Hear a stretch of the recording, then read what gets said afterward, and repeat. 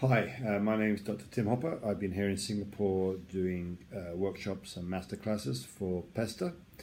Teng has asked me to maybe give you a few insights on my teaching, answering your questions.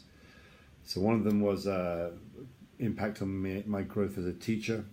There's so many things I could answer for this, but I think the most important thing I've learned to do as a university instructor is teach my courses by integrating them into local schools. So in a term where I teach my students, say, about 26 classes or an hour and 20 minutes, out of that I would probably teach about 6 of those classes out in the school with me leading and the student teachers observing, then taking over, but then my student teachers gradually taking over the teaching of lessons, and then small mini units where they work with the teachers in the school.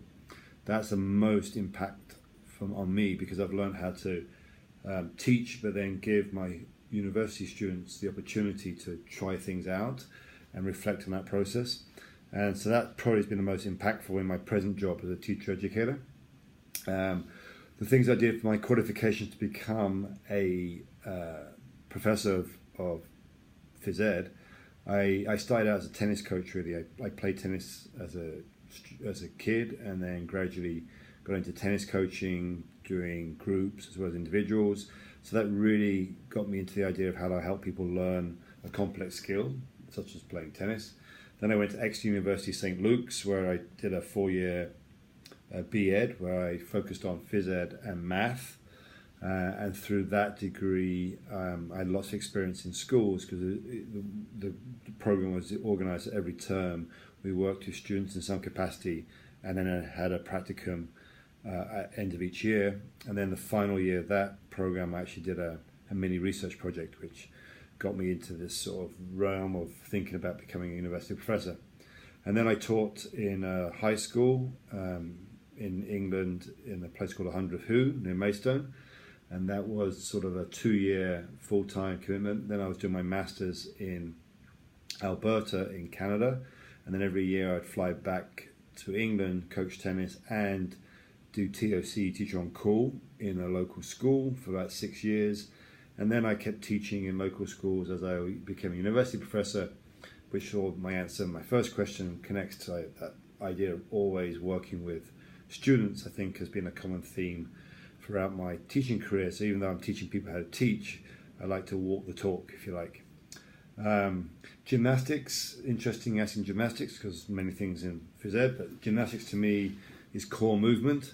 When I look at my own children, when I was teaching them how to roll, handstands, basically land safely, hold a balance, when they were like 6, 7, 8, they got so keen on taking weight on hands that I really believe that led to their upper body strength throughout the rest of their life, because both my daughters, Stephanie and Bree, are strong women. They basically have got a rounded physical presence, because they know how to use their whole body and not just running or working on certain aspects. They've got sort of a balance, and I think gymnastics gives that balanced movement capacity, as well as, if you're doing educational gymnastics, the creative ability to move through your environment and overcome whatever barriers are there.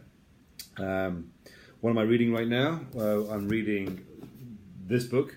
I've got a chapter in this book, but Digital Technology in Physical Education by Jeroen Kokek and Iva van Hilverdoe. They're from Holland. And I've got a chapter with my wife, actually, and our postdoc student, which was really cool, to write about video games and learning to play games in PE. But the rest of the chapters are also very interesting. I'm interested in technology and how people are taking it up as a tool to enhance pedagogy, not to replace it, but actually to make what we do better.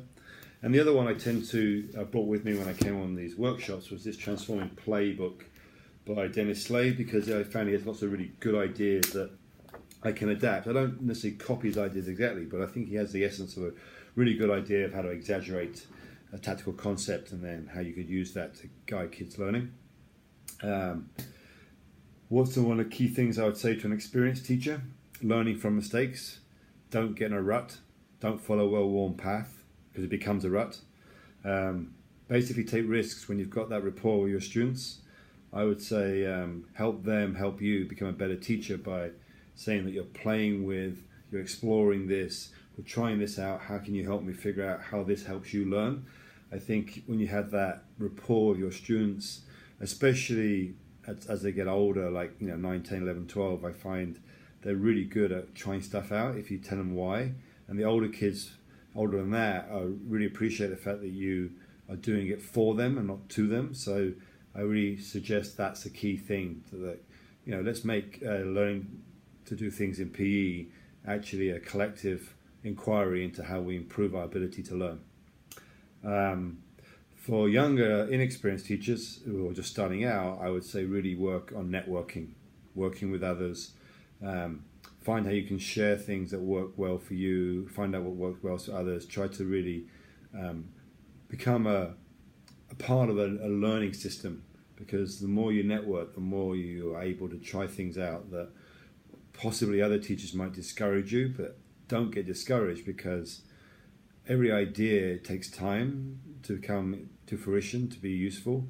And if you believe in it and explore it and do it with others who believe in what you're trying to do, it always works. I've never had an innovative idea not actually achieve something. Even if I didn't expect what I was going to achieve, it always improved my practice.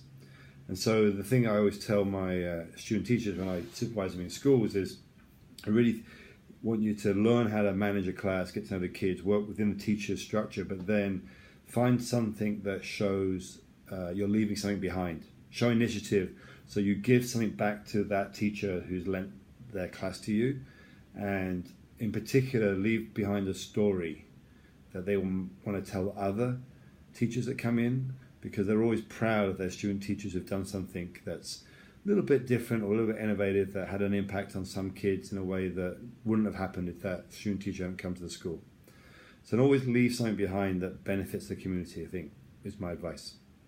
Anyway, hope you all, if you came to my workshops or masterclasses, you enjoyed them. I enjoyed being here. It was a lot of work, but it was very good. So all the best. Bye-bye.